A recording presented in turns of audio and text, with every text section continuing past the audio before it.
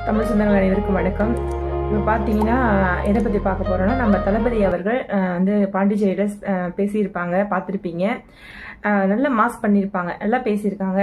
அதாவது வந்து தமிழக மக்களுக்கு மட்டும் என்னுடைய சிஎம் பதவிக்கு வந்தேன்னா தமிழக மக்கள் மட்டும் என்னுடைய பார்வையில் இருக்க மாட்டாங்க, பாண்டிச்சேரி மக்களும் என்னுடைய பார்வையில் இருப்பாங்க அப்படின்னு சொல்லிட்டு நல்லா சிறப்பாக வந்து பாண்டிச்சேரியில் மக்களுக்கு என்னென்ன குறைகள் இருக்கோ அதையெல்லாம் சொல்லியிருப்பாங்க, பார்த்துருப்பீங்க உறவுகள் எல்லாரும்.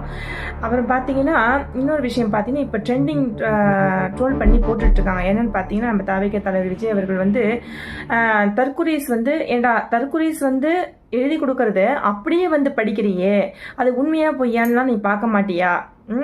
நீ தற்குரீஸுக்கோட தலைவன்றதை நீ வந்து இது பண்ணிட்ட, அதாவது வந்து நிரூபிச்சுட்ட.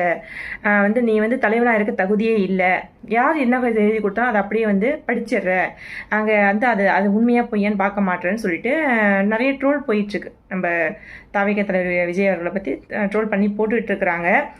நான் என்ன கேட்குறேன்னா, பாண்டிச்சேரி மக்கள் என்ன சொல்கிறாங்கன்னு பார்த்தீங்கன்னா, விஜய் அவர்கள் சொன்னதுக்கு உண்மைதான். வந்து பார்த்தீங்கன்னா ரேஷன் கார்டை வந்து இருந்துச்சு. எப்படின்னா அது ஒரு காலத்தில் இருந்துச்சான், ஆனால் இப்போ அது இல்லையாம். இருந்துமே இல்லாத ஒரு சூழ்நிலை தான் இருக்குது, செயல்படாமல் இருக்குது. அப்போ அது எல்லாம் ஒன்று தானே. அப்போ இருந்தும் செயல்படாமல் இருக்குதுன்னா அப்போ அது இல்லைன்னு தானே அர்த்தம். அதுவும் இல்லாமல் ரேஷன் கார்டு வந்து ஒரு சில பேருக்கு தான், அந்த இருந்தப்பவுமே கூட ஒரு சில பேருக்கு தான் அந்த உதவி போயிருக்கு. ரேஷன் பொருளுக்கு வந்து ஒரு சில பேருக்கு தான் போயிருக்கு, ஒரு சில பேருக்கு போகலை, பல பேருக்கு போகலை.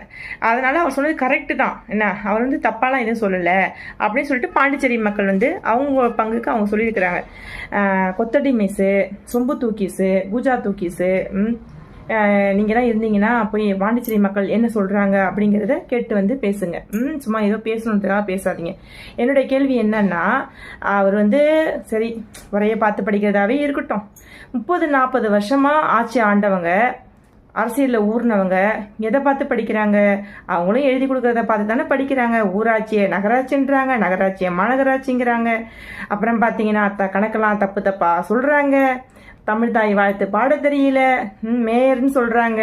அவங்களுக்கு மக்களுடைய குறைகள் என்ன, மக்களுக்கு இந்த அரசு என்னென்ன பண்ணிகிட்டு இருக்கு அதை லிஸ்ட்டு போட்டு ஒழுங்காக பேச தெரியல. அவங்க பேசுறது யாருக்குமே புரியல. ஏன் அவ்வளோ கேவலம், அவங்க பேசுறது அவங்களுக்கே புரியல. ஏன்னா ஏதோ வந்தோமா, பணம் சம்பாதிச்சோமா, மக்களோட வயிற்றுல அடித்தோமா, சுருட்டின வரைக்கும் சுருட்டினோமா, எடுத்துகிட்டு ஓடணுமா, அப்படி தான் போயிட்டுருக்குது இப்போ ஆச்சு. என்ன, அதனால் இந்த குறையெல்லாம் வந்து விட்டுட்டு இந்த சொம்படிக்கிற வேலையை மட்டும் பாருங்கள்.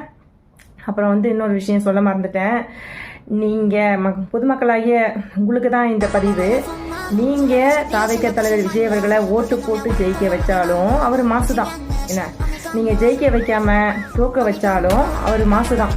இல்லை இசையாரு அப்படி இப்படின்னு சொல்லிட்டு மக்களுக்கு பல நெருக்கடிகள் கொடுத்து அவர் தூக்க வச்சாலும் அவர் எப்பயுமே மாசு தான். என்ன, அதனால் வீணாக போகுதுன்னு பார்த்தீங்கன்னா பொதுமக்களாகிய நம்ம தான். அதனால் சிந்திச்சு செயல்படுங்க. இதுக்கு மேலே சொல்கிறதுக்கு ஒன்றும் இல்லை. ஏன்னா இந்த நாட்டோட தலையெழுத்தை யாராலையும் மாற்ற முடியாது. ஏன்னா மக்களுடைய நிலம் அப்படி இருக்குது.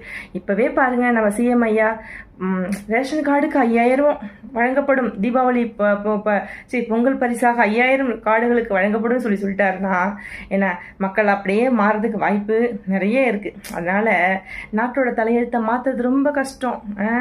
அவருக்கு என்னங்க, அவர் ராஜா மாதிரி. ஏன்னா அவர் நிறைய சம்பாதிச்சிட்டாரு, அவர் எப்படி வேணாலும் இருக்கலாம். ஏன்னா ஜெயிச்சாலும் தோத்தாலும் அவர் ராஜா தான், எப்பயுமே ராஜா தான். அதனால் நஷ்டம் யாருக்குன்னு பார்த்தீங்கன்னா அது நமக்கு தான். அதனால் சிந்திச்சு செயல்படுவீங்க நான் நம்புகிறேன். சிந்திச்சு செயல்படனாலும் ஒன்றும் பரவாயில்ல. ஏன்னா நீங்கள் பண்ணுற தப்புக்கு நாங்களும் சேர்ந்து அனுபவிக்கிறோம். வேறு என்ன பண்ண முடியும் சொல்லுங்கள், என்ன பேச முடியும்? அப்புறம் அந்த சத்யராஜ் சாரோட பொண்ணு திவ்யாவா, இவங்களை பற்றி பேசணும்னு நினச்சிட்ருக்கேன். பேசுவோம் கூடிய சீக்கிரம். நன்றி, வணக்கம் உறவுகளே.